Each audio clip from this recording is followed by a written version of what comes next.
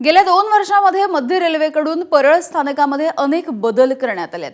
Amrit Bharat station योजनेच्या अंतर्गत परळ स्थानकामध्ये नवी इमारत सुद्धा उभारण्यात आली आहे। याशिवाय सांडपाणी प्रक्रिया प्रकल्प, सुसज्ज प्लॅटफॉर्म्स आणि आधुनिक प्रवासी सुविधांचा समावेश करण्यात आलाय। इथला आढावा घेतलाय आमचे प्रतिनिधी अक्षय भाटकरने। केंद्र सरकारच्या अमृत भारत योजनेच्या अंतर्गत देशातल्या वेगवेगळ्या स्टेशनचा विकास करण्यात येतोय, त्यांना विकसित करण्यात येते, रिडेव्हलप करण्यात येते। आता याच अमृत भारत योजनेच्या अंतर्गत मुंबईतले देखील एक स्टेशन जे आहे ते सध्या सुसज्ज झाले, याचं नाव आहे परेल स्टेशन।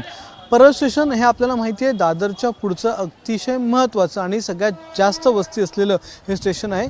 परळ स्टेशनची जी जुनी इमारत होती, जुनं तिकीट काउंटर होतं, ते तोडून आता नवीन इमारत बांधण्यात आलेली आहे। जी इमारत सध्या तुम्ही बघताय ती इमारत ही नवीन इमारत आहे आणि गेली 2 वर्ष या परळ स्टेशनचं काम इथे सुरू होतं।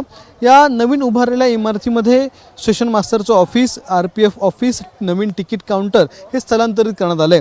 इमारतीच्या या समोरच्या मोकळ्या जागेमध्ये प्रवाशांसाठी खाद्यपदार्थांचं कॅन्टीन देखील उभारण्यात येणार आहे। पण एक प्रश्न निर्माण होतो या ठिकाणी, तो म्हणजे इथे हा जो जिना आपण बघताय त्या जिन्यामध्ये मात्र काही बदल झालेला नाही आहे। आता हे मी का सांगतोय तर परळ स्टेशनमध्ये उतरणारे बहुसंख्य प्रवासी हे रुग्ण असतात, मात्र अजूनही या स्टेशनचं काम बाकी आहे आणि पुढच्या टप्प्यामध्ये या स्टेशनला रॅम्प बनवण्यात येईल किंवा या स्टेशनला एस्केलेटर लावण्यात येईल असं इथले स्टेशन मास्टरांनी सांगितलेलं आहे। त्यामुळे सध्या जरी आपण पाहिलात तर परळ स्टेशन नक्कीच नवीन बनवलेला आहे। अमृत भारत योजनेतून याचा विकास करण्यात येतोय, मात्र प्रवाशांच्या दृष्टीने जर विकास करायचा झाला तर या ठिकाणी एक एस्केलेटर किंवा रॅम्प हवा होता, जेणेकरून रुग्ण प्रवाशांना स्टेशनवर येण्यास आणि जाण्यास इथे त्रास झाला नसता, त्यांना विना अडथळे स्टेशनवर ये जा करता आली असती।